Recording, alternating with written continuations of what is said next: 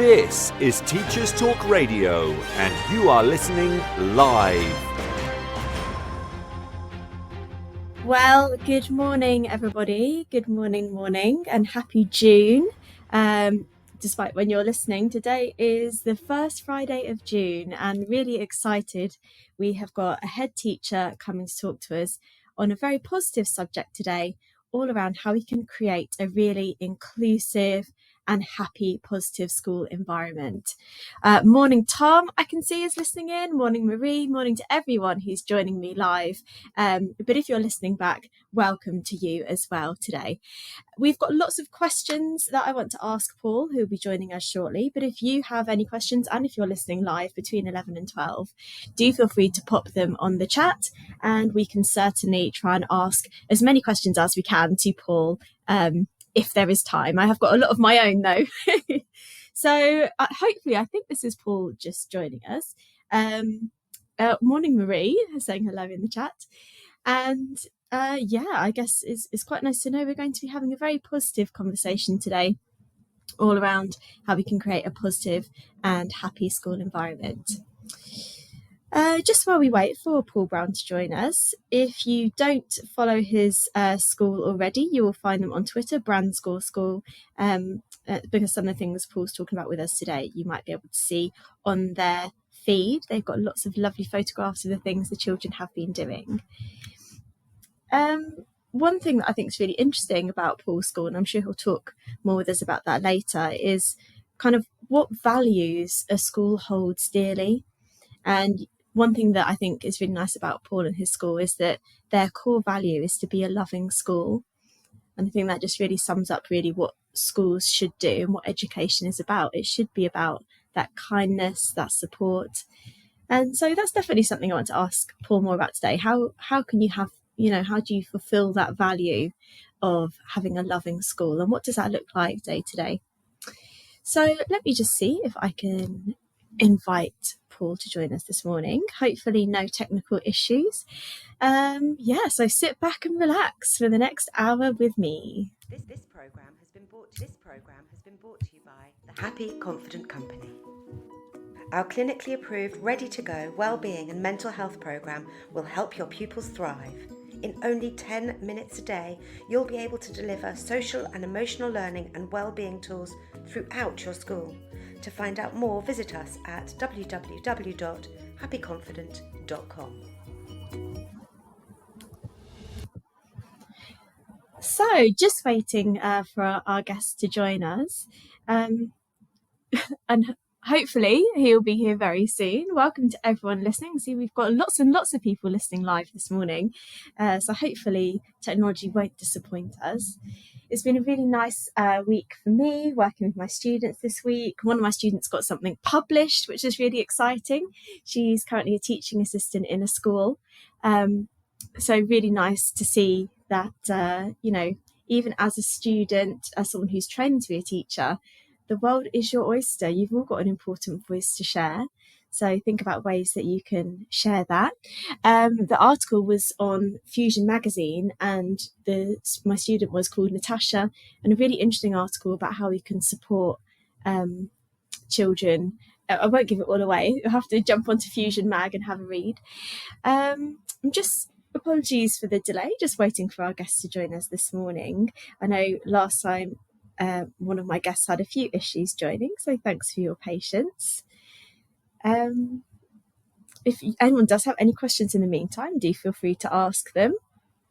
I just feel like Friday morning is such a nice time to have a guest, but also my brain's slightly half asleep. Not sure how everyone else is feeling. Hopefully for any teachers listening, you've had a really good half-term break.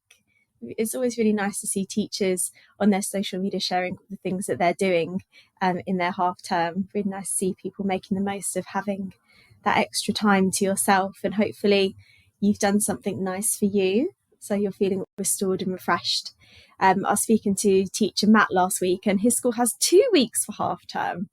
So if any of you listening also have 2 weeks off, that just sounds wonderful, and hopefully lots of nice things planned for your second week next week. I'm just going to hopefully have head teacher Paul Brown join us in a minute. talking about how we create a positive and inclusive space in our schools. I wonder if any teachers listening, if you've got any top tips for having a positive and inclusive space, if you want to share them. And yeah, maybe we can see what Paul does in his school to promote that inclusive and safe space. Let's enjoy the news and our 2-minute tech while we wait for our guests to join us. And can't wait to see. I always enjoy the 2-minute tech feature, seeing what new thing I can learn. So sit back and relax while we enjoy the news.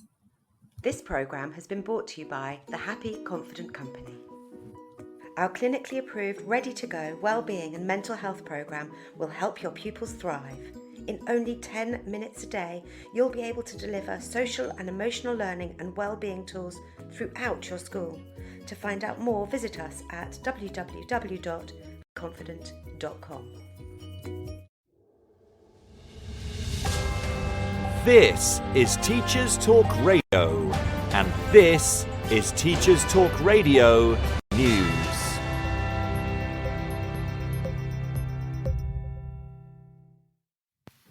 The debate around immigration took a turn towards education this week as the UK government announced that foreign postgraduate students on non-research courses will no longer be able to bring family members to the UK. According to the BBC, the University of Wolverhampton has already criticised the new plan. Whilst Prime Minister Rishi Sunak said the move would help bring migration down, Dr. Rachel Morgan-Guthrie from the university said students who came with a support network were more likely to succeed. Last year, 135,788 visas were granted to dependents of foreign students, nearly 9 times more than in 2019. In the same period, 680,000 foreign students studied in the UK. There was also a division within the government as some wanted to see the ban on dependents extended to all postgraduate students, whilst others, including Education Secretary Gillian Keegan, argued that there were economic benefits both to universities themselves and the wider community. Vapes have regularly appeared as a topic of concern for many teachers, and a recent report into substances found in illegal vapes is likely to raise further issues. The BBC reports that vapes confiscated from school pupils contained high levels of lead, nickel and chromium. The results of the test showed that children using them could be inhaling twice the safe limit of lead and 9 times the safe amount of nickel. High levels of lead exposure can affect the central nervous system and brain development. The majority of the vapes analysed were deemed illegal and had not been tested before being sold in the UK. So-called highlighter vapes, designed in bright colours to look like highlighter pens, contained unsafe levels of the metals coming from the e-liquid. The government has allocated £3 million to tackle the sale of illegal vapes, but critics say it is not enough to deal with concerns around the number of children gaining access to these products. In Scotland, school meal debt could be scrapped in some additional areas after North Ayrshire Council agreed an action to investigate the impact the debt was having on families and schools. Head teachers of local schools are regularly reminding parents they owe money, according to the story in the Daily Record. 12 councils across Scotland have already abolished this type of debt. The increase in families struggling with paying for meals has been attributed to the cost of living crisis. Many schools have reported parents struggling to feed children and resorting to sending pupils to school with inadequate packed lunches or, in extreme circumstances, keeping children off school to avoid accruing more debt. Finally, and staying with the topic of food, STV reports that in Glasgow, free school meals have been so popular that head teachers have had to stagger lunchtimes to ensure everyone can eat comfortably.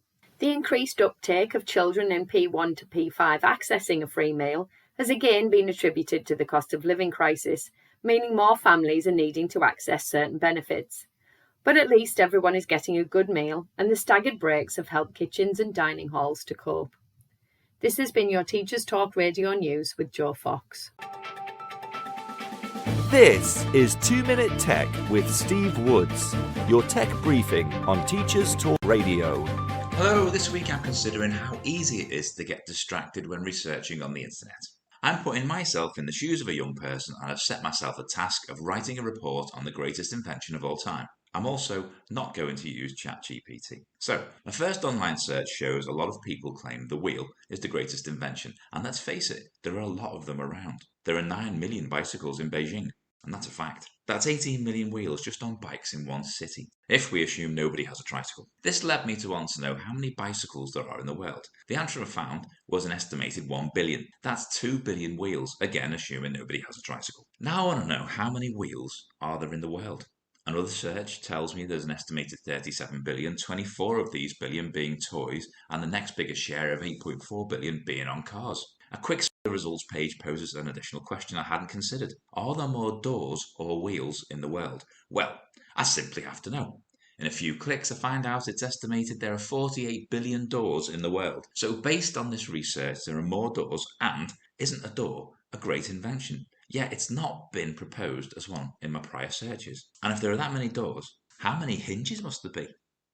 The amazing thing about the internet is that there's always an answer, and the way search engines deliver those answers are designed to keep you interested and active. So potentially you see more ads and make them more money, which doesn't help get that report written, does it?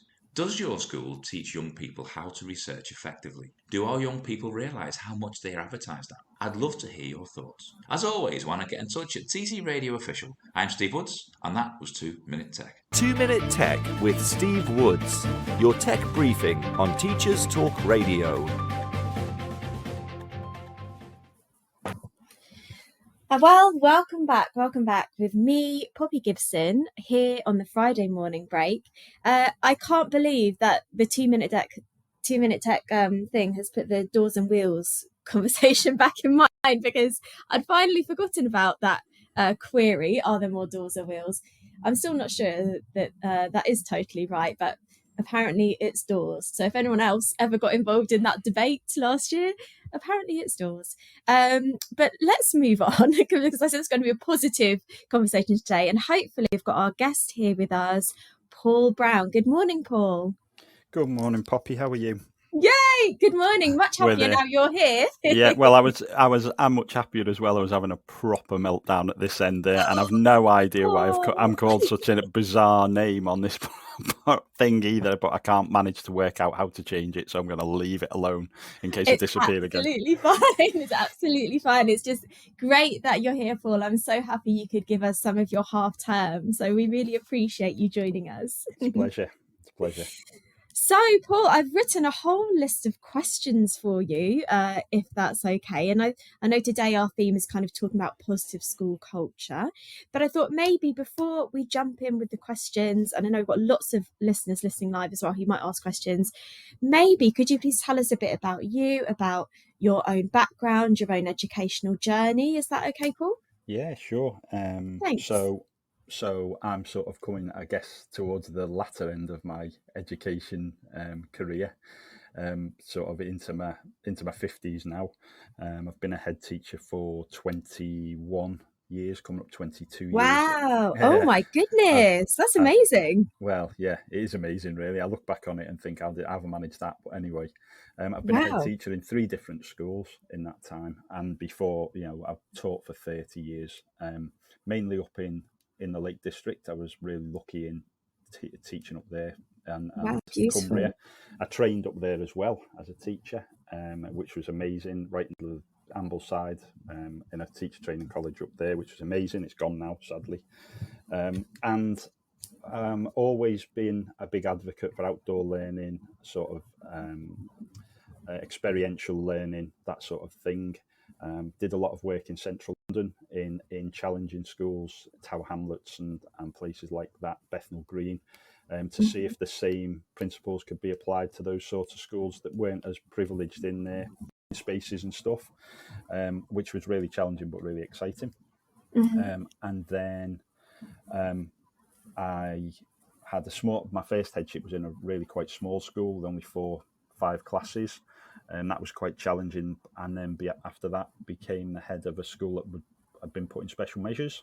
That was a big challenge, but an amazing staff team there that taught me so much about teamwork and what it means to how important a good ethos is. And we got out to special measures in 9 months at that school, which was amazing at the Wow, time. congratulations. Yeah, we got a good, which was amazing. And that was a big that was probably one of the highlights, really, to see that school turn around, because they were such great people and In deserved just it. 9 months as well, Paul.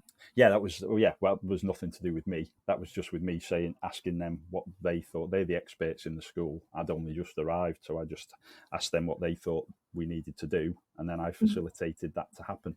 And so, yeah, it was all down to an amazing staff, really, who just needed to be heard, which was fantastic. And yeah, and then I moved down south. Then I'm now at Bransgore School. Been there 10 years this year, and yeah, I moved just for change of scenery, to be by the beach and lovely weather, and it's amazing. It's a great place to be a head teacher in the middle of the New Forest, which is incredible. Wow. So I feel Gosh, very blessed.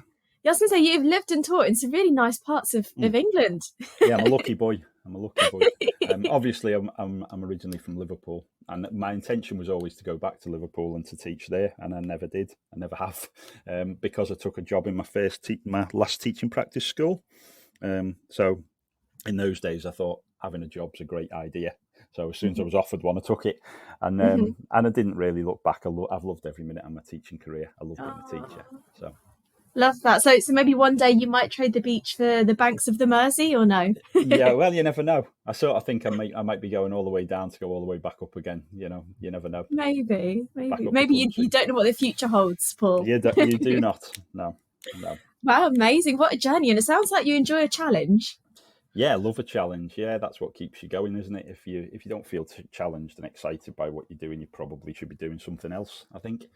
And obviously, there's nothing much more challenging than school leadership, I don't think, and in fact, teaching in general. Really, I've got nothing but admiration for colleagues that I work with, and that goes right down to teaching assistants and people that support the school, in cleaners and the support staff, and admin teams, and it's just it really is a truism that it takes a village to raise a child, and that's so true.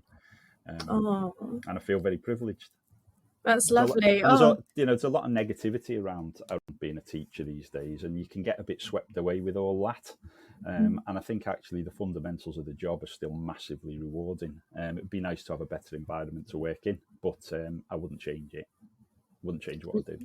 Love that. I can see why your schools have always been so productive and positive, Paul, with you at the helm. What a lovely, and like you say, everyone matters in a school, don't they? We're all part of our school family, or even if you're in college or university, you all need to work together and communicate, and that's the way you get the results, isn't it? Absolutely, and making people feel seen, and making people see that their role within the organisation is important and valued is critical, I think. And all of those people, don't forget, come into contact with the young people that you're teaching. So if they're disillusioned, they'll pass that on to the children. So it's really important that your dinner staff and your midday supervisors and your teaching assistants and everybody feels they're part of something bigger. Yeah, I love that. All working together with the same vision and values. That's wonderful. Yeah, absolutely. Wow. Okay. So I feel like this is set up perfectly for the first question I've written for you, Paul. It was seamless. So I guess the first thing I just really wanted to ask then, I know you've shared all those amazing places you've worked. In your experience, how do we create a positive school culture? And I know you've given us some handy hints there about valuing everyone, but for anyone listening, really, how do we do that? I think probably the first thing that I would say is to try to be really clear about what you value as a school leader or as a teacher. If you're thinking about it in the classroom environment, think about what's really important to you, what you think will move. You've got to look at it through the lens of the community that you serve. So what would be the ideal culture for my school wouldn't necessarily be the ideal culture for a school in central London or in Middlesbrough or remote Scottish Islands or something. You've got to look at the community that you serve, because that's where you should be coming from. It's a job of service, really. It's a job of support, and it should be the hub of any community. I think a school, a place, the most trusted place really for people to go and to be. And so I guess to create a positive school culture, you've got to start with the assumption that everybody there has the best of intentions. I think people sometimes go in looking for the negative. Actually, I've supported a lot of schools in challenging circumstances. I've done a lot of NLE type work where I've gone into schools that are struggling with leadership or headship or whatever, or haven't got ahead, and I've had a bad Ofsted or whatever, challenging Ofsted outcomes and stuff. And what you tend to find is that I've never been in a school where people had overall poor intentions for the children or the learners in their care. Most people want the best and do their best. Sometimes that can be slightly misguided, and or might be quite disparate in the way that they're approaching it, and that needs pulling together then. So I think one of the big things is to make the assumption that most of the people you're going to be working with have the best of intentions and are doing their best. And if they're doing something wrong, it's probably not deliberately the case. So assume the best in people, assume they're there for the best. And that will mean that now and again you get taken for a bit of a ride or a bit of a mug. But I'm happy for that. I'm happy for that to happen, because for every one person that does that to you, there'll be 10 people who appreciate you noticing them and appreciating them and assuming the best of them. And so you still get, on balance, a much better outcome, and a much more loyal and supportive staff team. I also think that you've got to then share that, and it's got to filter down. It's got to filter down to the children. You've got to role model what you want, and I think the vision and the values have to be really, really clear. Not many of them either. That's why, our school's just got one, which is to be a loving school, and that's it. And so we talk a lot around that. And whilst it sounds very simple, it's actually quite complex, because you've got to think about, well, what does that mean? What does that look like? How do we live that out in the way that adults speak to each other and interact? How do we show that through the way we plan activities for our learners? And how do we engage our parents in that? And to be, to create an environment which is both compassionate, consistent, very open and transparent, really clear about what you want to do and what your intentions are. And then to make sure parents understand that as well. So it's got to be really clear, and it can't be too much couched in educational jargon, I don't think. And above all things, be a person. At the heart of it, we're human organisations, so humanity is really important. Being vulnerable and prepared to be wrong is also important. And model those things. So model that you're a learner too. Model, get your staff to model good learning, challenging each other, but then challenging in the right ways. And I think that fosters positivity amongst people if they feel valued and heard and seen. And then that whole idea of challenge through, because, one of the things that we'll say is, because we love you and care about you, we're not going to accept that behaviour from you, or we're not going to accept that poor standard of learning from you, or whatever. And children understand that, and I think that's really important. Really, is just to make sure that you're really open and transparent and clear about what you want and what your values are. Amazing. I think you're right. It's about those fair and consistent boundaries, isn't it? And I like the way you use that word, consistency. I think when children know what to expect, that's when they feel comfortable, isn't it? They, if the school's got this fair, consistent approach and everyone's on board with, how things are being done, then children are going to be more comfortable knowing what to expect. So, wow, I think I've written down so many amazing points already from that, Paul. Thank you. Sorry, waffling on. Sorry. No, that's the best kind of radio guest. we don't any, virtual tumbleweeds rattling around the studio. So no, that's amazing. And I can see that, after, did you say it was 20 years is ahead? Yeah, just over 20 years, yeah. 20 years is ahead. So yeah, amazing, to think the people that you've had that impact on, and the pupils, that's had an impact on, through that cascade of love and support. And I love that idea of, your school being a loving school, but like you say, it's more complex than it sounds. It can't all be hugs and rainbows. So I guess my next question then, off the back of that, how do we get that balance right between kind of the challenge and support, do you think? Well, I guess it's a little bit like what's that Peter Drucker quote about culture eats strategy for breakfast, isn't it? That one that, you know, culture is the all important thing, but I'm not absolutely certain that that's totally accurate, because I think if you've got a really good culture but no real strategy at all, then you just end up with a lovely place to be, but not necessarily enough direction. But if you've only got strategy and no culture, then you're the opposite. You're not going to be followed. Nothing's going to work. People are going to go off in different directions, and so I do think there's a balance between those two things. And I think you know, when you can't really challenge people authentically unless you're happy to model being challenged yourself.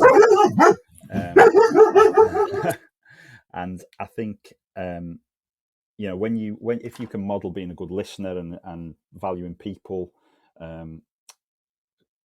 being able to offer, you know, if you're going to challenge someone, then offer them the support that you think they need. So, you know, I like Kim Scott's work on radical candor, you know, where you talk about you care personally, but you'll challenge directly. So being really open and transparent about, you know, caring about the person, thinking about the person, saying, you know, how are you? How's things? You know, trying to know more about them, understanding their circumstances, so that you can then challenge appropriately and at the right time. Because sometimes people really don't pick the right time to challenge somebody. And I think that's really important. And, you know, good school leaders pick their moment and then say what they need to say, and don't get bogged down too much in sort of, I think Kim Scott calls it ruinous empathy, where it's, you know, the message gets lost in sort of sympathizing with people a bit too much, rather than saying, look, I care about you, you're really important to our organization, care about you as a person, I see you as a human being, but we've got this thing that does need to be addressed, and I think, you know, these are some, how can I help you to address them? Is there any more I could be doing? And so, you know, people knowing that they're valued allows you to support them and challenge them. That's excellent. Wise words there, Paul. Thank you. So, kind of taking what you said there, and back to one of the first things you said on the show today, like obviously what works for one school might not work for others, but equally, I guess, what works for one child doesn't always work for others. So I guess my next question I'd like to ask you then, how might school leaders account for the wide ranging needs of our learners that we have in our schools these days? Have you kind of got any advice or tips for how we can make sure, you know, we do have that inclusive approach, taking into account how, you know, the diverse range of needs in our classrooms? I mean, I really like all the latest things around, you know, I don't think the latest thing is always the thing. I think you've got to be really careful with the latest thing. You know, I think initiative overload can be terrible, and vacillating between one strategy and another strategy, and one approach and another approach is probably one of the most dangerous things for education. But, you know, stick to what works. But I do think that the work around adaptive teaching at the moment, and being more in the moment with learners, is really, really important. You know, thinking about you know, Rosenshine's work, what Mark Rowland says about relational teaching and feedback. Feedback in the moment, I think, is really important, and being prepared to shift and change what you're doing. You know, and if you think about the two sort of pillars, or the two tracks that really need to go together in a school, if you're going to take a relational approach, which I think is really, you know, I like a relational approach. I think it works. I think it's authentic and it's effective. So if you're going to have a relational sort of policies around behaviour and such like, then you've also got to extend that into the classroom and how the children are being set tasks and they're learning. So if you're saying to children, on one hand, outside the classroom, I see you as an individual, I recognise you, I value you as an individual. Like, we have something called a V.I.P scheme that recognises every child once, you know, a whole week every year, sees them as a person, and we celebrate them just for who they are. They don't earn it, they just are it. So they could have had the worst week possible the week before, and then they just get a V.I.P week. They're picked at random, and we celebrate them for a week. They wear a red jumper instead of a blue school jumper. Oh, wow. It's got a little gold VIP on it, and they... Oh, wow, that's so cute. And we celebrate them, and we say, you know, it's amazing you're here, and we talk about why school would be less, why we would be diminished as a group if you weren't here. And we talk about different jigsaw pieces all being different, and the jigsaw doesn't work if two pieces are the same.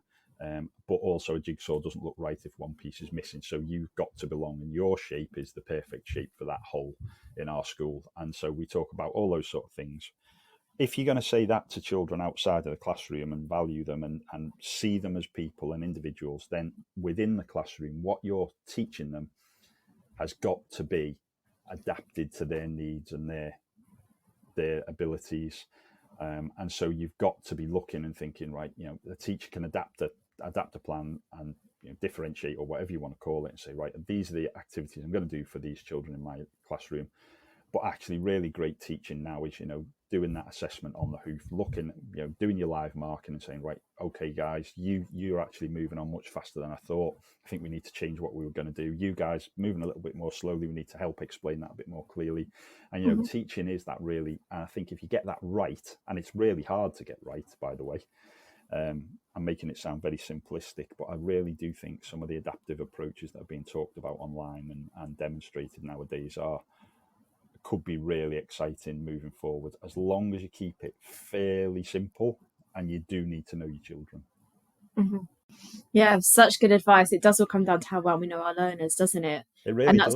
And it's all tied in with what you're saying, though, because when you make people feel valued, they're more likely to open up, and communicate with you, and you get to know all of them, not just their academic side. So yeah, and Poppy, is it so wrong to say to a child or a learner in your classroom, do you know what? I'm really sorry, I've given you the wrong work today.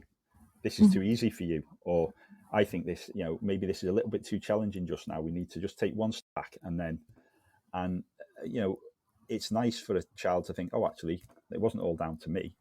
Yeah, exactly. And I think it also shows how you're in it together, doesn't it? If you're saying to them like, oh, it's not quite right, it's showing that, you're all in that learning boat together, I guess. And I love that. And just for anyone who's just joined us, I see we've just got some new listeners come on. We're talking to Paul Brown, from the head teacher from Branscore School, and he's just thrown out an amazing idea about V.I.P jumpers. I feel like I need to get these for university. I love this. Absolutely, I agree. Did the staff have a V.I.P jumper as well, or is it just we did ask the staff about it, and they absolutely vehemently did not want them at the time. So we might revisit that at some point in the future. I know, I think they're miserable. I told them exactly that. I said, you're just too miserable. You've got to be going with this. But it sounds so snazzy, like a red jumper with gold VIP. Maybe it's because you make them feel like VIPs all the time, Paul. Maybe they don't need a jumper.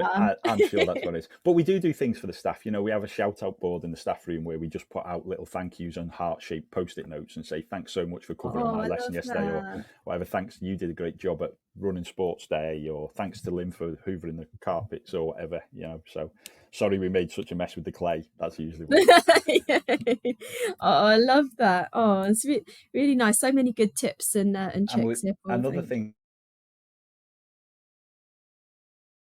to affirm an email or a card from a parent or thank you or anything like that, we stick them all up, because when you're having a tough old day and you get in the staff room, you can have a look at it and think, actually, yeah, we're making a difference, we're doing stuff, it's all working really, and the bigger picture comes back to you, then you think, yeah, we're moving in the right direction. Oh, I love that, the wall of love. Yeah, I think so many teachers I talk to, we usually focus on the negatives and the stressful parts of the job, but there are all these amazing glimmers of magic, aren't there, in teaching? And I think Absolutely. What I love is how at your school you're displaying them, like you're not afraid to be like, these are the great things about the school community, and celebrating them. That's so important. We forget that sometimes. Yeah, absolutely. Amazing. Right. Wow. Well, we've covered 3 questions in about half an hour. Yeah, I'm not sure I'm going to get through all my list, but no, I love it. So it's so interesting. Let me have a look at my list, what I'm going to pick up next. Okay, actually, I've written something for you. As a head, I've heard of the myth of the super teacher or the super head. And as you've been a head in 3 schools, I wonder whether you can talk to me a bit about what you think that means. I guess what you see is, I remember in my day when I first started teaching, which was way before any sort of social media, you got the odd person who'd get on the teaching practice bus, and you'd be exhausted from doing a day's work, and you think, oh, that didn't go so well, and this didn't go so well, or whatever, and you feel a bit dejected about how you've got on and what could have done differently, and reflecting on all that, and then someone would jump on the bus after you with a box full of stuff, going, "Oh, I've had the best day. It was amazing. I did this and I did that, and the kids all love me." And I'd be sitting there like wanting to zip my coat up over my head, hiding a ball, thinking, "Why are they so brilliant at this?" And I really struggle.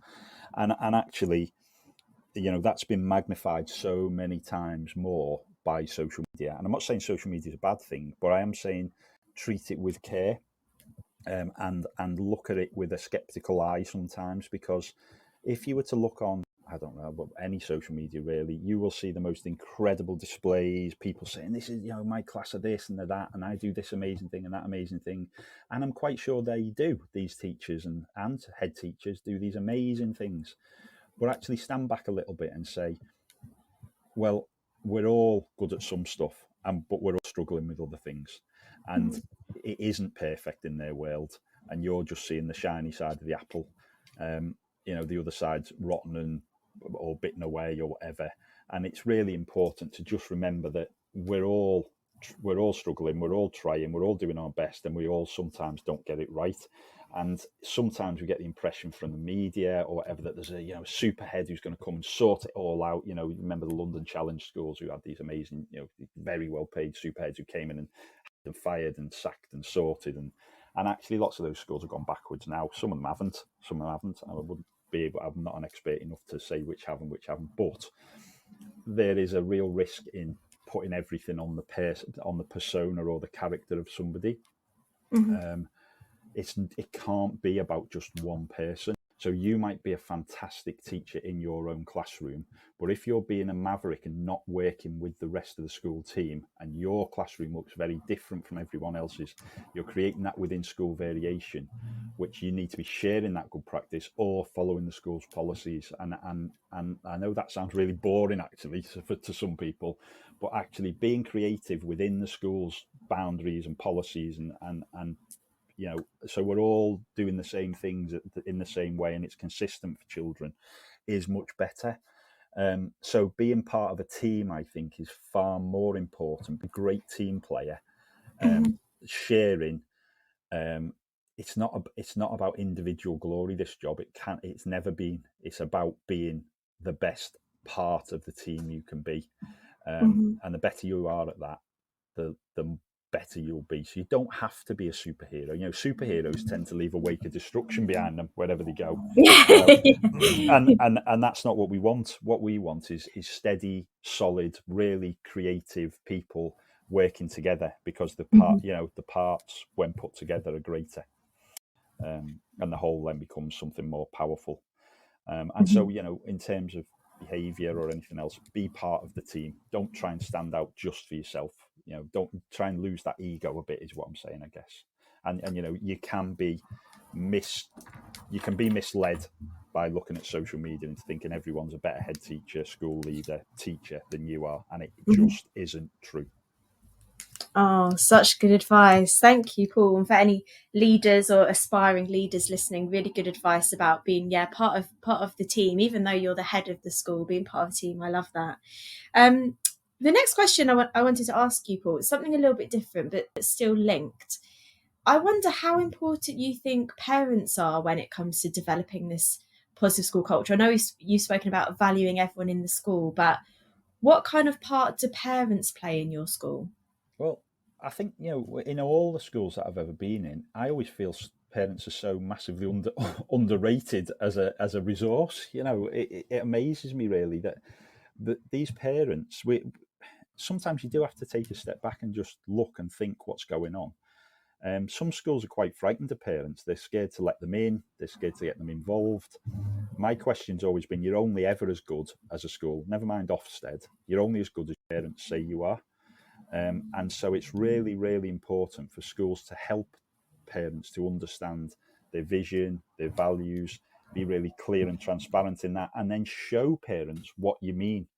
Because let them in, show them things. We get them, loads of them in on a Friday for VIP worship, for example, and we try and show them exactly what we mean by being a VIP in our school. What does that mean? What the values we're putting on forward in their children, trying to trying to develop in their children. And I think,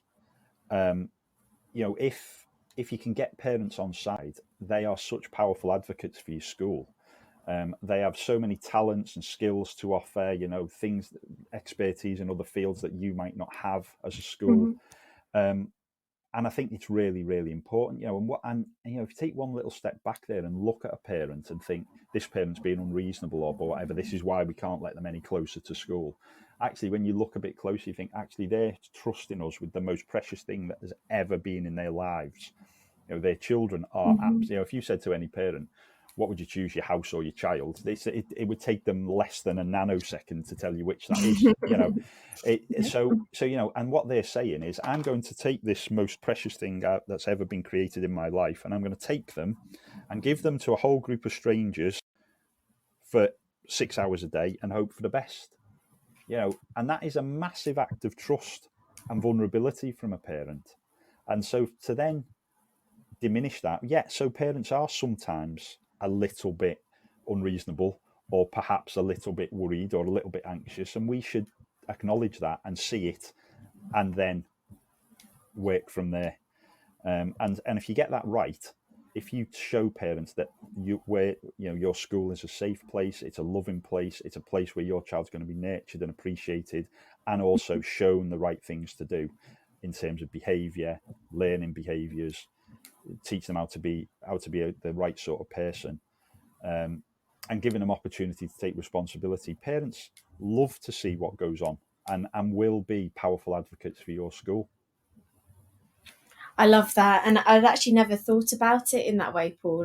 They're trusting us with their most precious, the most precious thing in their life. I'd never really thought about that. And for us, it's just, sometimes we forget and we say, it's just a job. You just rock up on Monday, don't you? And you start teaching again, and on you go for another week. But actually, some parents will find it really difficult, unless they know what's happening in that classroom. It's like Willy Wonka's chocolate factory, we're all looking at it through the gates, but we don't know what goes on in there, and it's really important to be really transparent and show parents, these are our expectations, this is how we manage behaviour.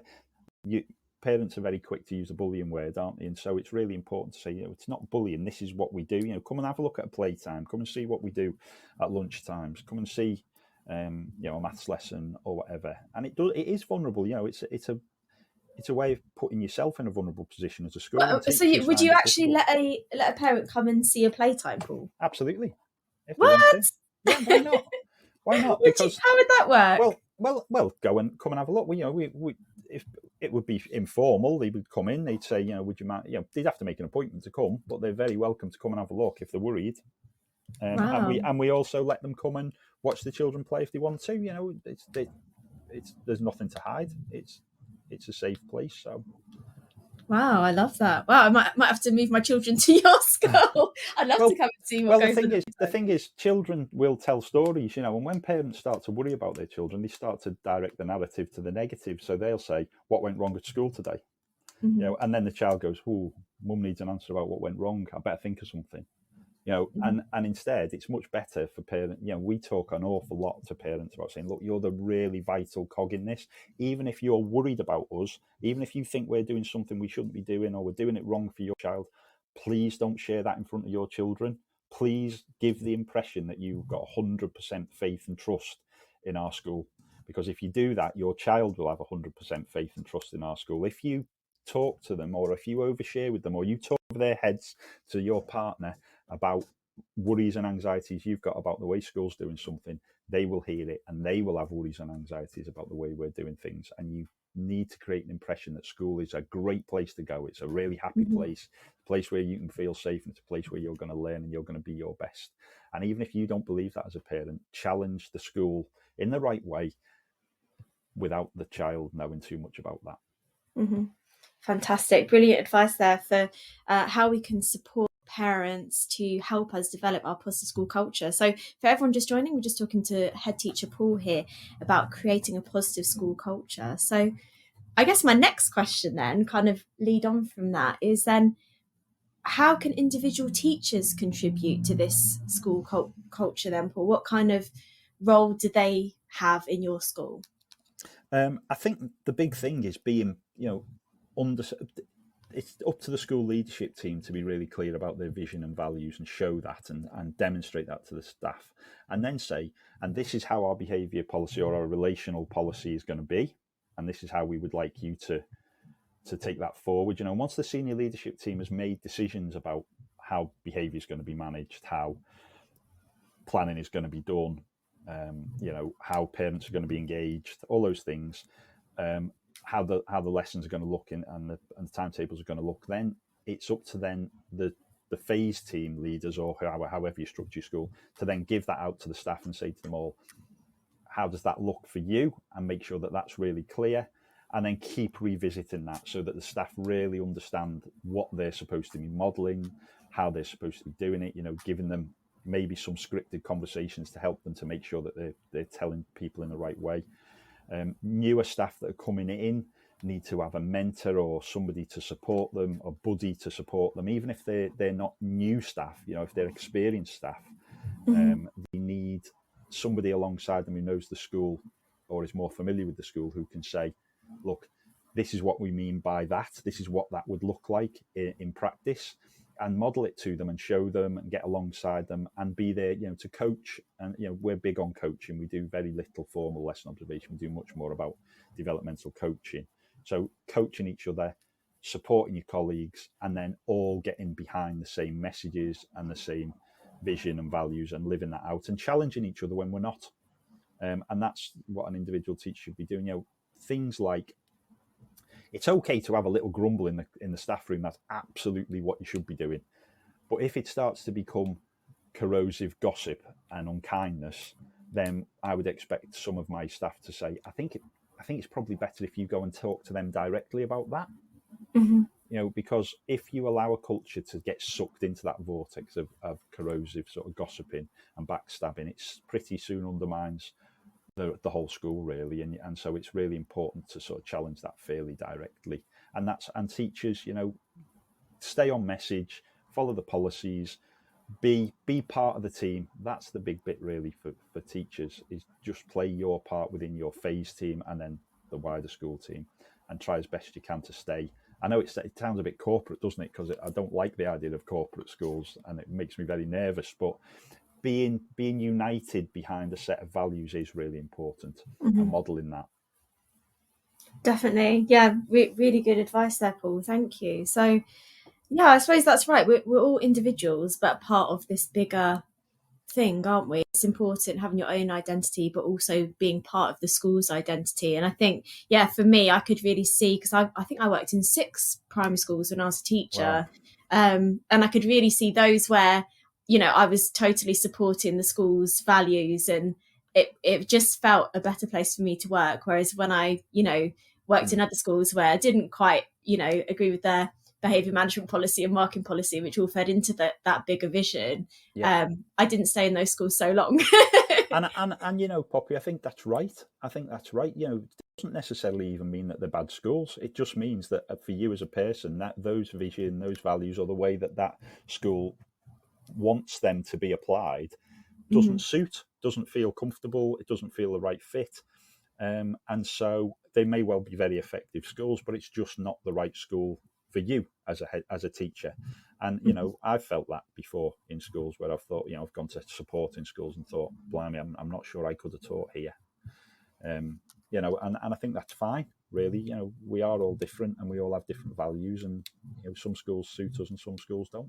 Yeah, really, really good point there. And to all so now I teach at university level, the next generation of teachers, and I always say to them, remember there are thousands of schools out there, don't be afraid to try more than one. And I think particularly for new teachers, ECTs and NQTs who start in one school and then, think you have to stay. I mean, I stayed in my first school for 4 years and then I just felt ready to move on. So I think for anyone listening as well, maybe if you're, falling a bit out of love with things at the moment in your work, like just remember there are other schools, other teaching jobs in other places. And I think it's important that you're a good fit for the school and the school's a good fit for you, isn't it? Absolutely. And a change is as good as a rest sometimes. Sometimes it starts off really well, you're really positive and everything. And then well, for whatever reason, it doesn't seem to fit quite so well, or you sort of fall out of love with the approaches being taken or whatever, and you can challenge that, in a professional way. But if that still isn't something that it still doesn't sit well with you, yeah, absolutely think about maybe it's time to move on, maybe it's time to look somewhere else. Exactly. Great advice there, Paul. So we've got 10 minutes left. I'm hoping we can do 2 more questions. What do you think? I don't know. Yeah, let's go for it. Let's go for it. So 2 very different questions. The first one, and I know you've given us lots of sprinkles of advice through this interview today, but what for any kind of new heads or aspiring heads, what are your key observations or advice to these new leaders after 21 years of your own school leadership? I think the biggest thing that when I work on MPQ programs, I do the MPQH for 3 different providers, and I think one of the things I would say there is that develop your own vision, do a lot of reading, do a lot of listening to podcasts, decide what feels comfortable for you and what doesn't. Once you establish what you think is vitally important and what you think a school should be and how it should serve the community in which it's placed, then decide on a core set of very simple principles and values and try your very best to then think, okay, that's what I believe. What would that look like in the day-to-day life of a school? So what would I be seeing in the corridors? What would I see on the playground? What would the parents be doing? What would the staff be doing? What would the cleaner be doing? Try and see that in your head, almost write it out, draw it out, whatever you want. Describe it to yourself, and then talk with the senior leadership team in that school about how different that might look to what is the current situation in that school, especially if you're the new head to a school. Don't just go in and make wholesale changes, because actually there might be 50% or 70% of what you aspire to be already in place. And you don't have to make your mark by just throwing out really good things that are already there. Make your mark by changing the stuff that needs to be changed. Fantastic advice there. Thank you so much, Paul. Change what needs to be changed. And back to your earlier thing you said, I really like, don't be a maverick. No, try not. Well, the trouble is with mavericks, they're great. It's great to have a couple of sort of maverick teachers who are willing to take a risk. I'm not saying that. Do dangerous learning, do learning that's going to be at the edge of children's, zone of proximal development. Make sure that children are really engaged and excited by what you're doing with them. I'm not saying that. I'm not saying don't be exciting in your teaching, but do it within the values and the vision and the policies of the school, so that you can be supported as a school teacher. You want to feel like the school could get behind you if something went wrong, but also there's a shared togetherness about what we believe. In our school, we're a loving school, so we would expect you to not shout at children, for example. Don't do that, do this instead. And so if teachers were then in their own classrooms thinking, well, I know a better way of doing this, I'm going to humiliate, shout at children and belittle them and be sarcastic and whatever, I would have to say something about that, because that's not following the policies that we want in our school. And that might be okay in some way. Well, I wouldn't think it is, it's abusive, but there are things that you could do that we would not approve of that would still be perfectly fine in a school, but we wouldn't want you to do them at our school. And so, yes, you can be an exciting, innovative, teacher, but do be part of the whole, I guess. Amazing advice there, Paul. Thank you. So I'm hoping I can tap into your advice just one more time, please, with my last question. I don't know whether my wells have still got anything left in them. I feel like I've just repeated myself over and over. No, it's been so useful. So that was really good to hear, kind of advice for those new heads. What about someone who's right at the start of that journey, someone who maybe they just finishing their teacher training, they're looking forward to September for starting their very first day with their own class? I don't know if you can remember back to your very first class, Paul. I absolutely can. Yeah. Tell us a bit about them, then I'll ask my question. Well, I remember after the first day, when I first started teaching, it was chalkboards. So I had a blackboard with chalk. I didn't have a whiteboard of any sort, let alone one with fancy pens, and definitely not one that you could touch and it was a computer. Goodness me, no, none of that. This was proper blackboard that used to roll round. Do you remember them? The rolling around blackboards. Yes, I remember. I loved them. They were so squeaky. Yeah. So I had one of them in my classroom. I remember the very first day after having my class, and I remember it was a really sunny day outside, and I just remember the chalk. The kids had all gone home, and I was sitting on the desk and thought, wow, I've got through a day as a real teacher. And all the chalk was just falling really slowly in the sunlight towards the floor, you know.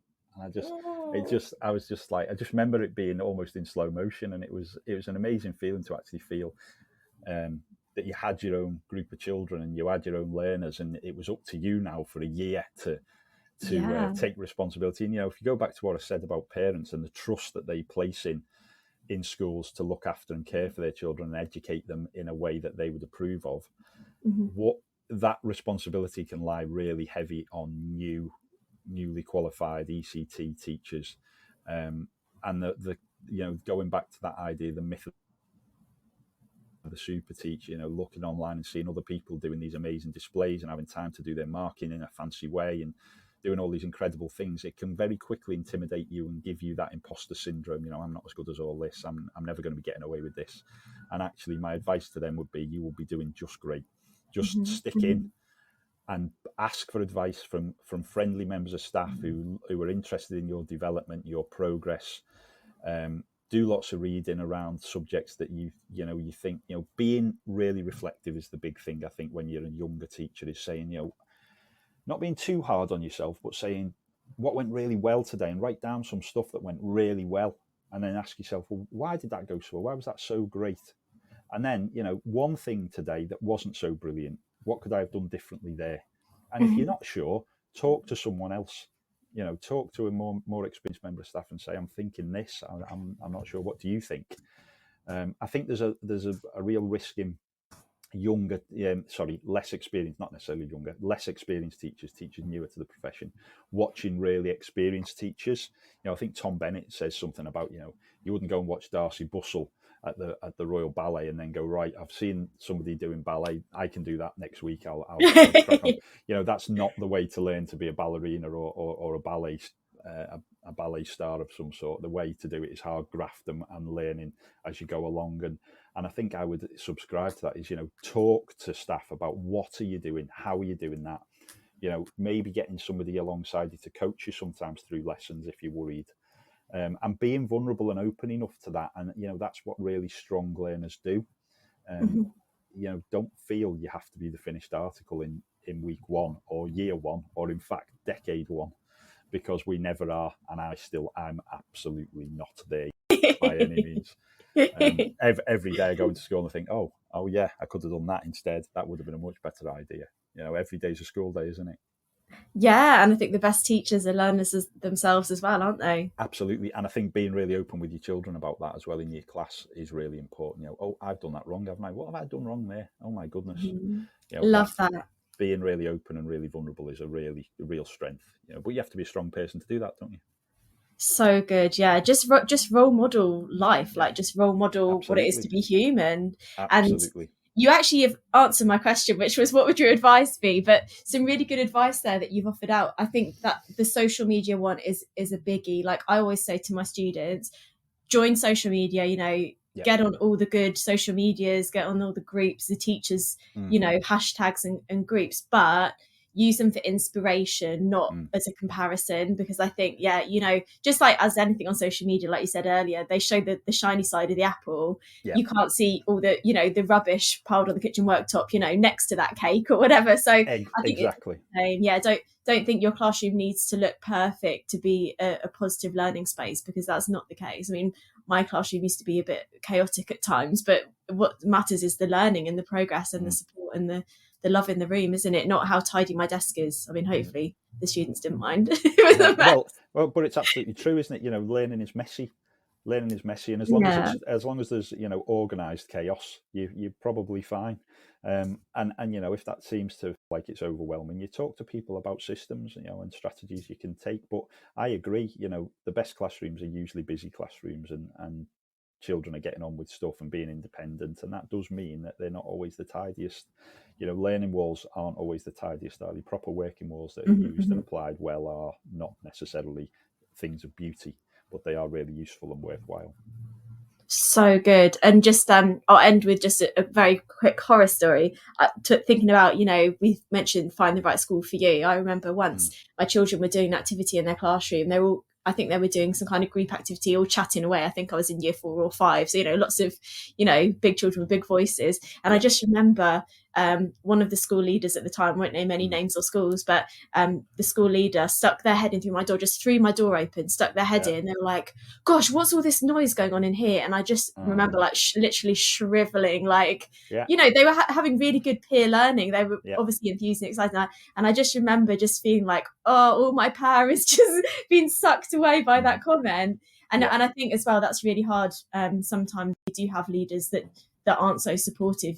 It can feel really damaging and toxic sometimes. So it's great to hear there are heads like you out there, Paul. I think there's a really good thing about that. I can't remember who made the quote, but it's a fairly old quote, but it's engagement is a poor proxy for learning. So, classrooms where you go in and you see children sitting quietly at their work and seemingly engaged, or classrooms that look very busy, neither of those things suggest that the children might be learning anything at all. What you need to do is look at what they're doing, question them really well, ask about what's going on, assess that as you're going along, and then you'll know whether it's engagement or not. Being engaged, whether it's learning or not, engagement doesn't necessarily mean children are learning. So your children there would have probably been learning really well, and it's a real shame when somebody can just stick their head through a door, see something, and make a snap judgment like that. I would never do that. I think seek to understand is one of the most important things a school leader can do.